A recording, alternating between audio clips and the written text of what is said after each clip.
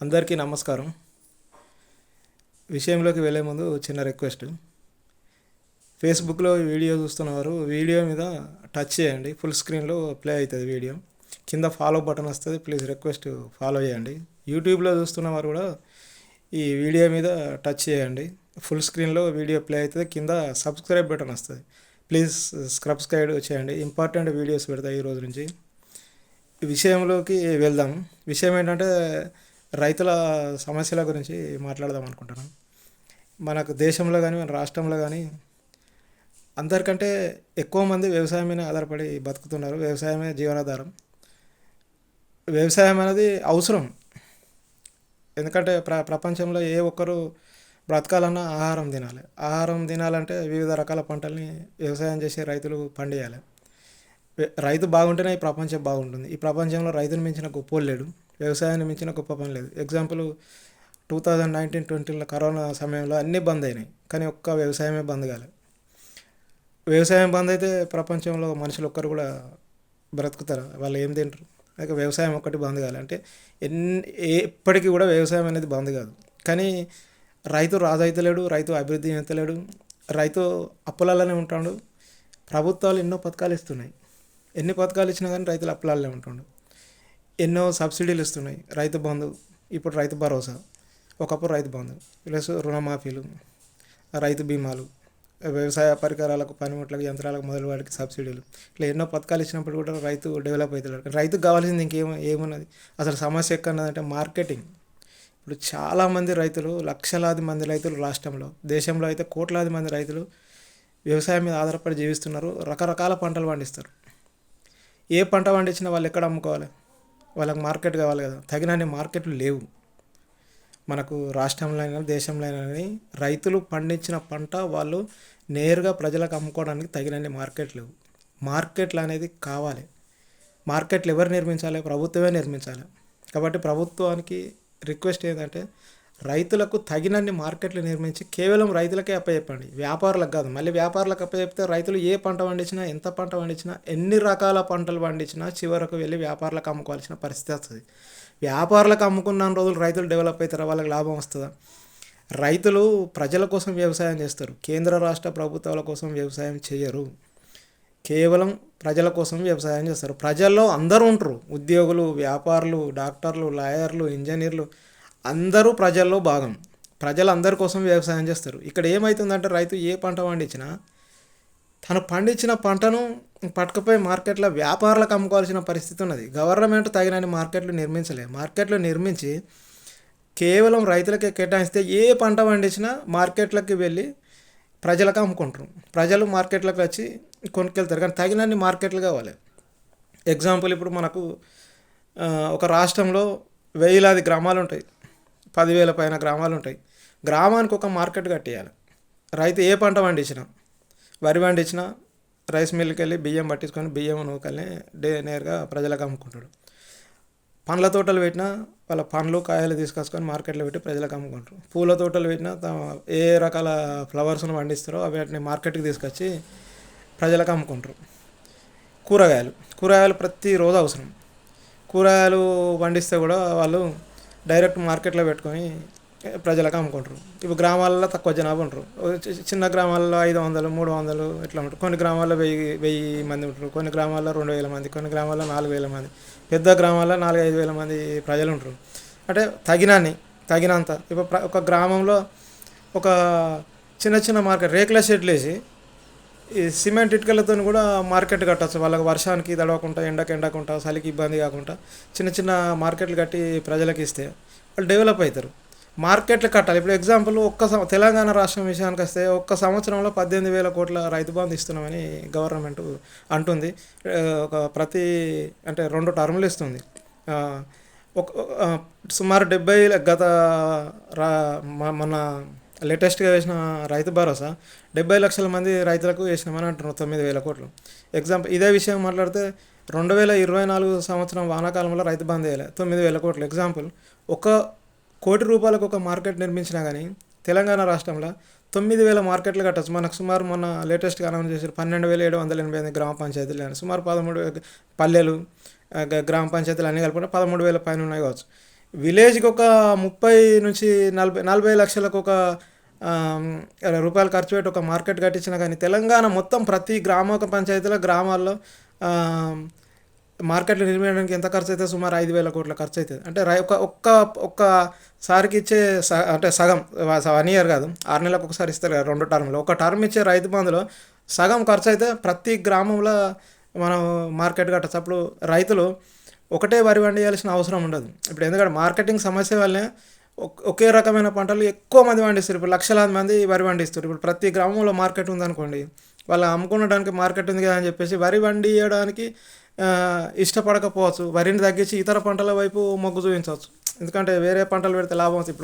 ఇప్పుడు ఎగ్జాంపుల్ కూరగాయలు, లక్షలాది మంది కూరగాయలు పెడితే డిమాండ్ రాదు, ఒకసారి అమ్ముడు కూడా పోదు.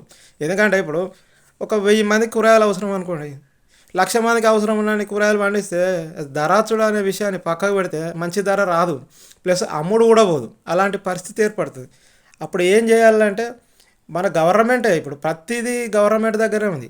గవర్నమెంట్ అనేది మంచి నిర్ణయం తీసుకోవాలి. ఏ గవర్నమెంట్ అయినా, సెంట్రల్ గవర్నమెంట్ అయినా, స్టేట్ గవర్నమెంట్ అయినా.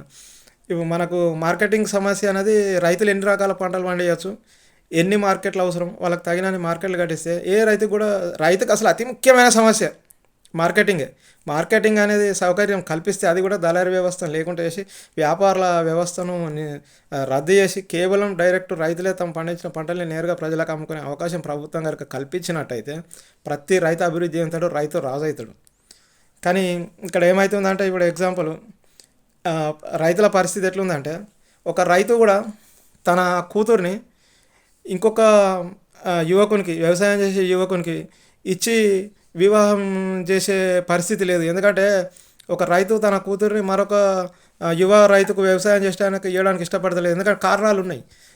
వ్యవసాయంలో కష్టం అనేది ఎక్కువ ఉంది, లాభం అనేది తక్కువ ఉంది. కాబట్టి ఈ కష్టం ఎక్కువ, లాభం తక్కువ అనే విషయాల్ని దృష్టిలో పెట్టుకొని ఒక రైతు తన పిల్లల్ని రైతులను చేయడానికి ఇష్టపడతలేడు.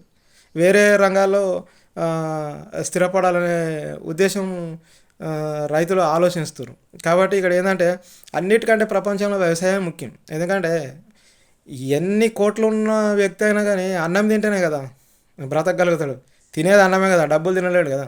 అంటే రైతు అనేటువంటి చాలా ఇంపార్టెంట్. రైతును కాపాడుకోవాల్సిన బాధ్యత ఈ ప్రపంచంలో ప్రతి ఒక్కరి మీద ఉన్నది. ఇంకా పరిస్థితి ఎట్లున్నదంటే, రైతులు కేంద్ర రాష్ట్ర ప్రభుత్వాల కోసం వ్యవసాయం చేయరు, అర్తి కమిషన్ ఏజెంట్ల కోసం వ్యవసాయం చేయరు, హోల్సేల్ వ్యాపారుల కోసం, వీధి వ్యాపారుల కోసం, గల్లీ వ్యాపారుల కోసం, రిటైల్ వ్యాపారుల కోసం, చిల్లర వర్తల కోసం, బేరాల కోసం వ్యవసాయం చేయరు. కానీ వీళ్ళకు మార్కెట్లు లేకపోవడం వల్ల, దిక్కు లేక, గతి లేక, వీళ్ళకు తప్పనిసరి పరిస్థితిలో తక్కువ రేటుకి అమ్ముకొని నష్టపోతున్నారు. వ్యాపారులకు అమ్ముకుంటారు తమ పండించిన పంటల్ని. ఇక్కడ ప్రభుత్వం ఒక పని చేస్తే, ఇప్పుడు మనం ఇంతకుముందే మాట్లాడుకున్నాం, ప్రతి గ్రామంలో ఒక మార్కెట్ కట్టించిన కానీ సుమారు 5,000 కోట్లు ఖర్చు అవుతాయి. ఒక్క టర్ము రైతు భరోసా ఇచ్చే పైసలు 9,000 కోట్లు అంటే ఇంకా 4,000 కోట్లు మిగులుతాయి.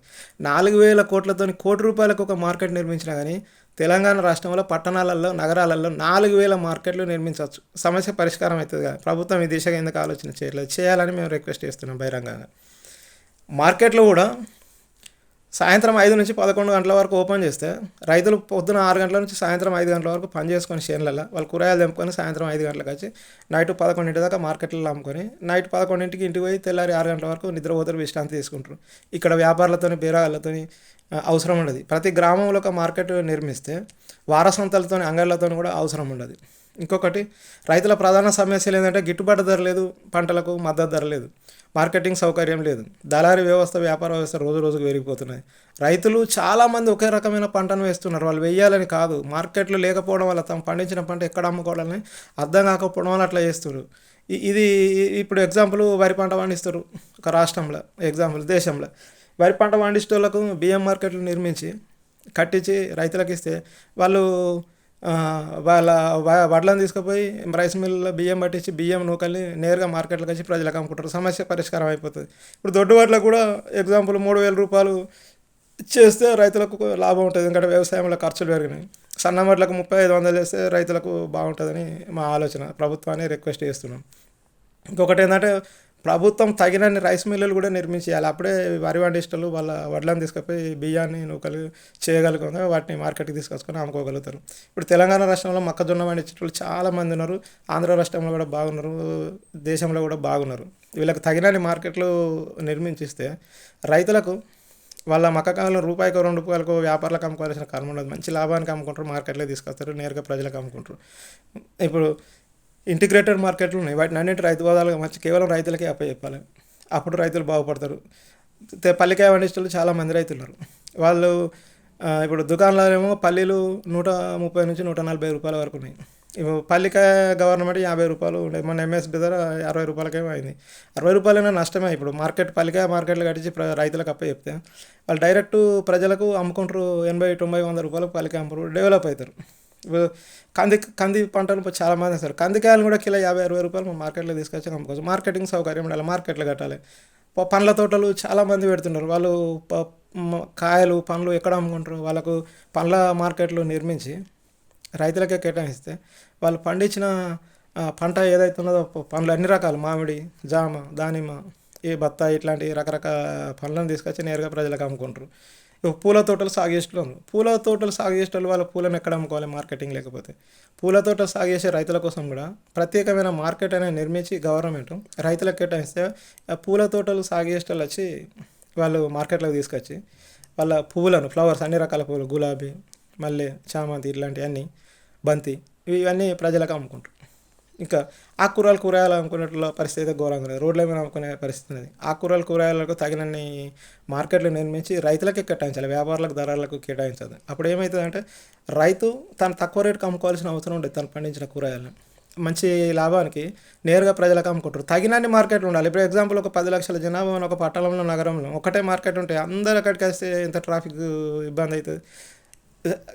పట్టణాలలో వార్డు లెవెల్లో మార్కెట్లు నిర్మించాలి. నగరాలలో డివిజన్ స్థాయిలో మార్కెట్లు నిర్మించాలి. అప్పుడు ఏమవుతుందంటే ఎక్కడి వాళ్ళు అక్కడనే కొనుక్కుంటారు. రైతులు కూడా వివిధ మార్కెట్లకు పోయి వాళ్ళు పండించిన పంటలు నేరుగా కూరగాయలు, ఆకుకూరలు ఇట్లాంటి ప్రజలకు అమ్ముకుంటారు. మంచి ధరకు అమ్ముకుంటారు. అప్పుడు లాభపడతారు. వ్యవసాయ శాఖ, మున్సిపల్ శాఖ ఇద్దరు మార్కెట్లు నిర్మిస్తారు. ఇప్పుడు మున్సిపల్ శాఖకు వ్యవసాయానికి ఏం సంబంధం? ఓన్లీ మార్కెటింగ్ శాఖ వల్లే మార్కెట్లు నిర్మించి వాళ్ళు రైతులకు కేటాయించాలి. ఇప్పుడు మున్సిపల్ శాఖ వాళ్ళు, మార్కెటింగ్ శాఖ వాళ్ళు ఇద్దరు కలిసి మార్కెట్ నుంచి బేరగాళ్ళకు, వ్యాపారులకు, వ్యాపారం చేసే వాళ్ళకి అందరికి కేటాయిస్తే అసలు మార్కెట్ లెవెల్ కేటాయించాలి. ఒకసారి ఆలోచించండి. గవర్నమెంట్ క్వశ్చన్ వేసుకోవాలి. అసలు మార్కెట్ అనేది రైతుకు కేటాయించాలి. వ్యాపారి వ్యవసాయం చేస్తారా? బేరగాళ్ళు వ్యవసాయం చేస్తారా? వీళ్ళు రకరకాల వ్యాపారం ఉన్నారు. అర్తి కమిషన్ ఏజెంట్లు, హోల్సేల్ వ్యాపారులు, రిటైల్ వ్యాపారులు, వీధి వ్యాపారులు, చిల్లర వర్తకులు, బేరగాళ్ళు ఇట్లా ఎంతోమంది వ్యాపారం. వాళ్ళు వ్యవసాయం చేస్తారా? వ్యవసాయం చేసే రైతుకు కేటాయించండి సార్ మార్కెట్. ఇక్కడ ప్రభుత్వం ఇంకొకటి విషయం, వీళ్ళు మార్కెట్లో కడుతున్నారు. ప్రభుత్వ నిర్ణయాలు రైతులకు ఎట్లా నష్టం జరుగుతున్నాయంటే మార్కెట్లో కట్టి టెండర్లు వేసి వ్యాపారులకు ఇస్తే రైతులు పండించిన పంటలు మార్కెట్కి పోయి వ్యాపారులకు అమ్ముకోవాల్సి వస్తుంది. అంటే ఇక్కడ ఏం చేయాలంటే తగినన్ని మార్కెట్లు కట్టించి కేవలం వ్యాపారులకు కాకుండా కేవలం రైతులకే మార్కెట్లు కేటాయించండి. ఇంకొక రిక్వెస్ట్, హాస్టల్స్ టెండర్ చేస్తారు. ప్రభుత్వ హాస్టల్స్, క్యాంటీన్స్, జైల్స్, అంగన్వాడీస్ మొదటి వారికి టెండర్లు వేయద్దు. టెండర్లు అయితే టెండర్లు దక్కించుకున్న వ్యాపారులు ఏం చేస్తారంటే వాళ్ళు రూ. 25 ఎంతకు గవర్నమెంట్ టెండర్ దక్కించుకొని రైతుల దగ్గరికి వచ్చి రూ. 5, రూ. 10 కొనుక్కొని పోతారు. మళ్ళీ ఇక్కడ ఈ ప్రభుత్వం తీసుకునే నిర్ణయం వల్ల ఎవరికి నష్టం జరుగుతుంది? రైతులకే నష్టం జరుగుతుంది. ఇంకా మార్కెట్లలో మళ్ళీ బయట ఎక్కడ అమ్మనీయకుండా చర్యలు తీసుకోవాలి గవర్నమెంట్. రైతులకే కేటాయించాలి, మార్కెట్లు కేటాయించాలి, తగినన్ని మార్కెట్లు కట్టాలి. మార్కెట్లలో మాత్రమే కూరగాయలు వివిధ పంటలు అమ్ముకునేటట్టు అవకాశం ఉండాలి. వేరే ఎక్కడ ఇతర చోట్ల ఇతర లెవెల్ అమ్మకుంటా చట్టం తీసుకురావాలి. అప్పుడే రైతు బాగుపడతాడు. ఇప్పుడు రైతులకు కూడా రైతు బీమా 2 కోట్ల రూపాయలకు పెంచాలి. ఇప్పుడు విద్యుత్ ఉద్యోగులకు, ఆర్టీసీ ఉద్యోగులకు, సింగరేణి కార్మికులకు ప్రమాద బీమా ₹1 కోటి పైన ఉన్నది. రైతులకు కూడా 2 కోట్ల బీమా కేటాయించాలి. ఇప్పుడు రైతుల పంట అనేది ధర పెరుగుతలేదు, ధరలు కూడా పెంచాలి లాభం వచ్చేటట్లు. తెలంగాణ రాష్ట్రంలో ఎంతోమంది ఉపాధి హామీ పథకం ఉన్నది. ఆ ఉపాధి హామీ పథకాన్ని వ్యవసాయంలో నాట్లు వేయించడానికి, పండ్ల తోటల, పూల తోటల, కూరగాయల గడ్డి కలుపు వేయించడానికి ఉపయోగిస్తే ప్రతి రైతుకు ఉపయోగపడుతుంది సార్. ప్లీజ్ ఈ విషయమైన మీరు ఒక్కసారి ఆలోచించి తగిన నిర్ణయం తీసుకోవాలని మేము కోరుకుంటున్నాం. తగినన్ని మార్కెట్లు నిర్మించి రైతులకు కేటాయించినప్పుడు రైతులు నేరుగా ప్రజలకు తమ పంటల్ని మంచి లాభానికి అమ్ముకొని డెవలప్ అవుతారు. అప్పటిదాకా రైతు బాగుపడారు సార్. రైతులు బాగుపడడానికి చర్యలు తీసుకోవడానికి రాష్ట్ర ప్రభుత్వాలు, కేంద్ర ప్రభుత్వం మరొకసారి నమస్కరించి విజ్ఞప్తి చేస్తున్నాం.